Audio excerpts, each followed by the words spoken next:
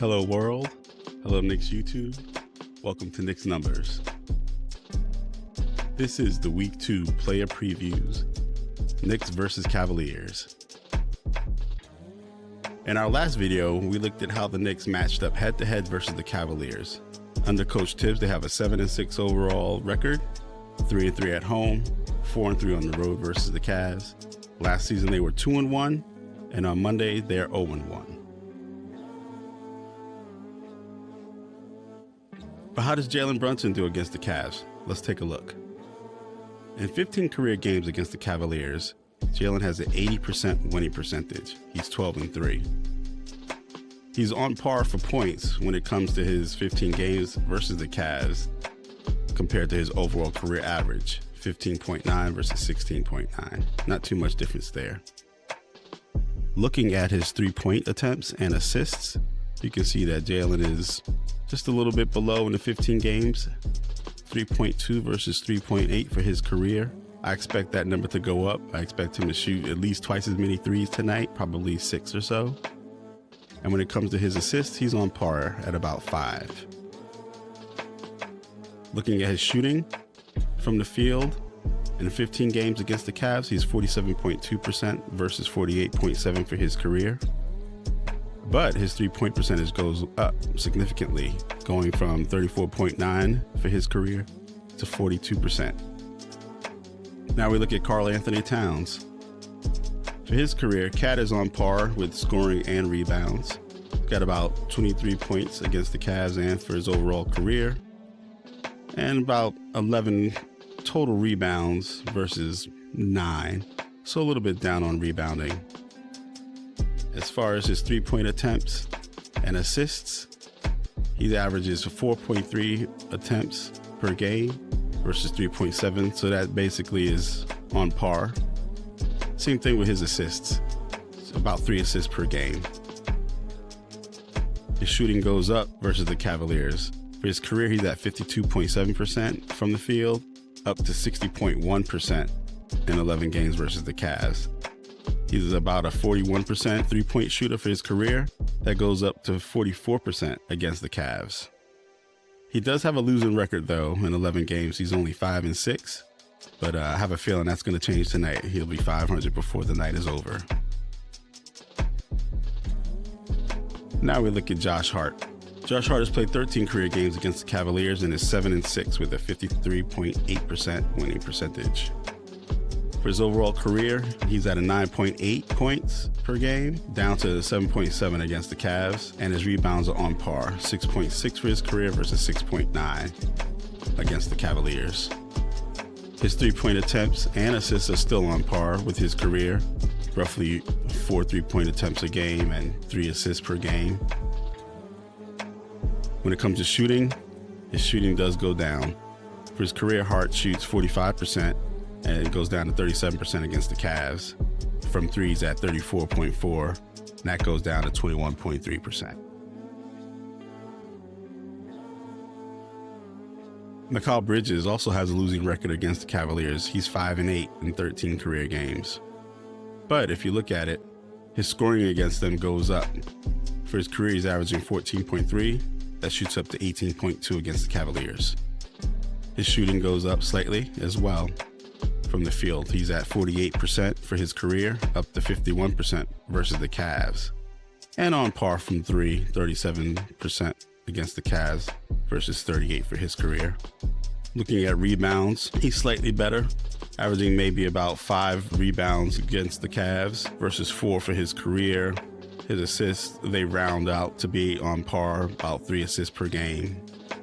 And his three-point attempts also round out about 5 per game, matching his career average. OG Anunoby. He averages 12 points in his career, and that goes up about a point against the Cavaliers. OG's shooting goes up against the Cavaliers. From the field, he's at about 47% for his career. That goes up to 50% against the Cavaliers. His three-point percentage, he's about 36% for his career. That shoots up to about 42% against the Cavaliers. OG does have a winning percentage against the Cavaliers. In 20 career games, he's 13-7, good enough for 65%. His 3-point attempts against the Cavaliers is on par with his career at 4.4.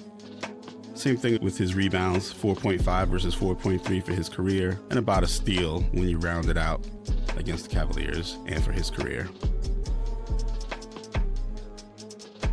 Not too much to say about Deuce. Deuce has only played 7 games against the Cavs, has a nice winning record, 5-2, so I'm sure he likes the feeling of winning against them. He'll come out strong tonight. And you can see his career average points is a little bit down versus the Cavs, but again, with only 7 games, it's a small sample size. It's not too much to compare. Same thing with his shooting. His shooting against him is a little bit down from his career averages. Tonight's a chance to rectify that and get those averages up closer to where he's at for his career. Looking at Cameron Payne, you can see he's 1 game over 500 against the Cavs. He's got an 8-7 record. His scoring against the Cavs equals his career average of 7.9.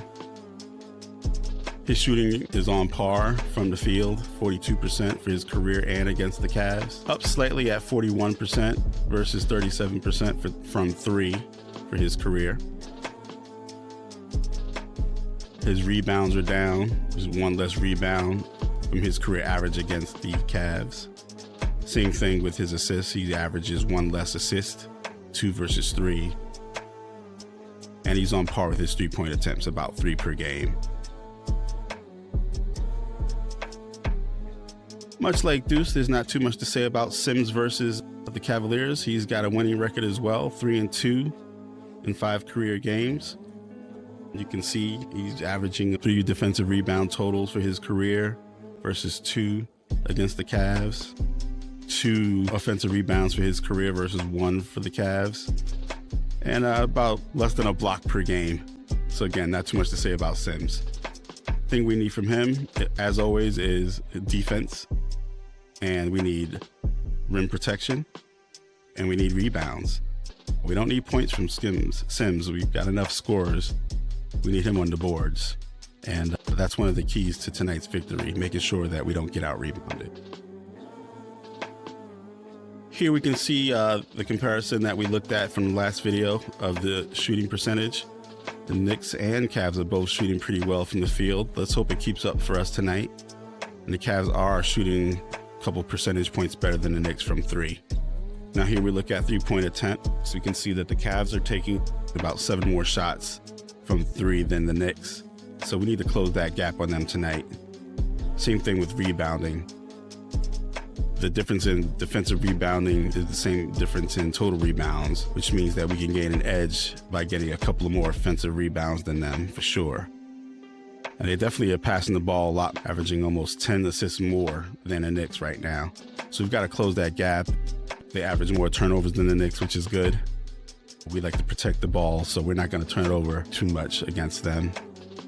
And then the Cavs have gotten off to a great start with steals, averaging 12 in the 3 games that they've played. But again, they haven't really played strong teams. And the Knicks will be the first real competition that they're up against. So they're not going to get 12 steals off of us tonight. But we got to be cautious and make sure that doesn't happen. Can't be careless with the ball. All right. So as some of the things I think that the Knicks need to do in order to win tonight, they need to carry over their hot shooting from the Pacers game. As we just saw, they can't allow the Cavs to take too many more threes than them. They've got to keep pace, so to speak, with shooting threes. And they've got to control the boards and not get out rebounded. That's how the Knicks always win, making sure they rebound the ball. Trust the pass, as coach likes to say, so that they can close that gap on the assists. And protect the ball and not make silly turnovers or let the Cavs get easy steals. We've got to make their job hard. We can't be careless with the ball. And as always, play Knicks basketball. All right, and there you have it. That was the Week 2 player preview. Thanks for watching, and tune in tomorrow when our next video will be a recap of tonight's game versus the Cavaliers. Please leave your comments down below. Let me know what you liked. Let me know what you'd like to see, and I'll talk to you in the next video.